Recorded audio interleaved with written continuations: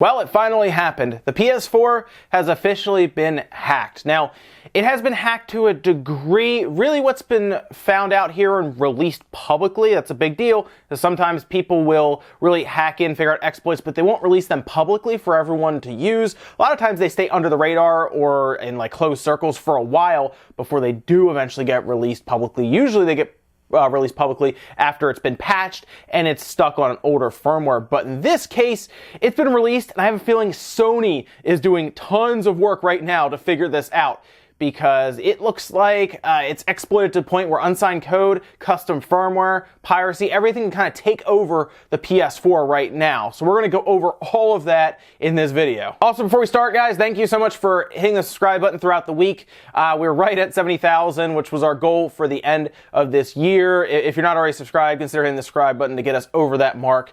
But as usual, thank you guys. So just before the weekend, a hacker by the name of Spectre on Twitter, and then a Team Overflow, from what I've seen, kind of worked together on this to get it all off the ground. Now, Team Overflow was the group that actually loaded Linux on the PS4 back in 2015 and played around with it there, but they never really had a full exploit that was able to be used publicly. They really didn't want to have it released publicly because they knew it would be used for piracy, things like that. And believe it or not, the data miners and people here figuring out all the exploits, they're not really in it for piracy. They're more so in it to see homebrew and things like that and open up the platform for things other than just being a closed box that can just play the games that Sony sells to you. Now, of course, that's Sony's prerogative to keep it closed, so we'll see how fast they manage to patch this. So because the PS4 appears to be a modified version of the FreeBSD OS, and it does have WebKit, seems like they figured out pretty much a big security flaw, a big hole in that OS, and it lets them run unsigned code. Now, they have released it on GitHub.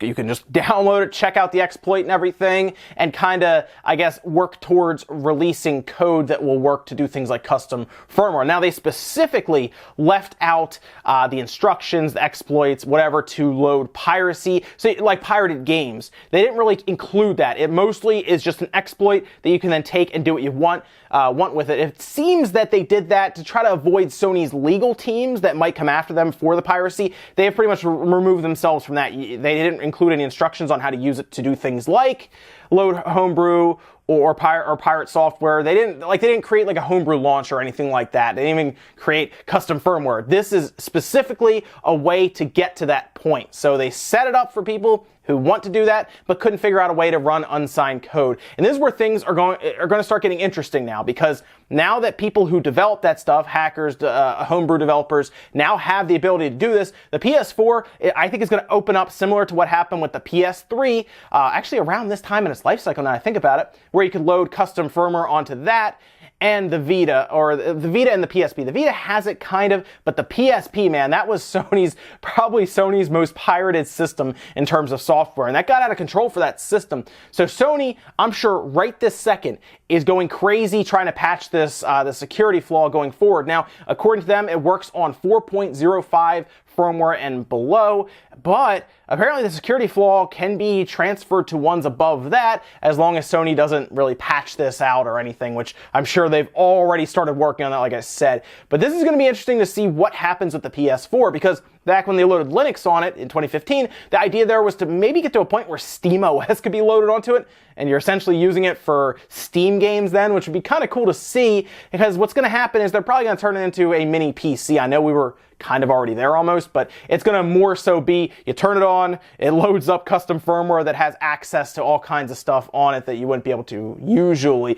They also might go through things like overclocking the CPU or the GPU, or loading all kinds of PC programs on it. Like I said, the PS3, like we saw before, other OS that was removed let you load Linux on it. So it's kind of already set up to a degree, and I'm sure they could get Linux on the PS4 if they really want to and release it. But the big thing's gonna be custom firmware, and yes, I'm sure piracy will be a big thing when they get that figured out, because you know people are gonna be working on that like right now, like right away. But it's interesting to see that the PS4 has finally been hacked, but it took a while, didn't it?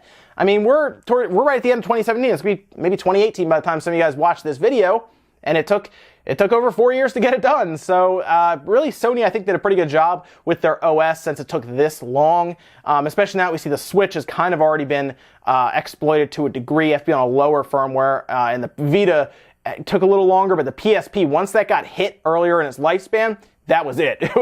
No one really bought games because you just download them and play them. And then, of course, all the emulators showed up, something the PS4 I'm sure will get as well. One thing I would personally like to see on the PS4 with all of the stuff going on, possibly with it being hacked and everything, PS2 backwards compatibility, because I can easily see that happening to the point where you put your PS2 disc in or your PS1 disc in, and then it plays. So that would be really cool. That would actually be something I would find very functional for a hacked or a modded PS4, and I hope that's something they tackle right away. PS3, I don't think so. I just don't think the PS4 is strong enough to get it to that point. I do think it's strong enough for PS2 games, and it's certainly strong enough for PS1 games through emulation. So let me know what you guys think about this. Do you think it's good that it's finally been hacked, opened up? I do think we're getting towards the end of the PS4's lifespan. I know it keeps selling, but I think Sony is slowly winding it down to the point where they're going to start looking, I'm sure they've already developed it or working on it, the next successor in 2 or 3 years, because by the time any of this stuff comes out, guys, we're talking like a year or so. By then, there is a chance we start talking about the PS5. But let me know what you guys think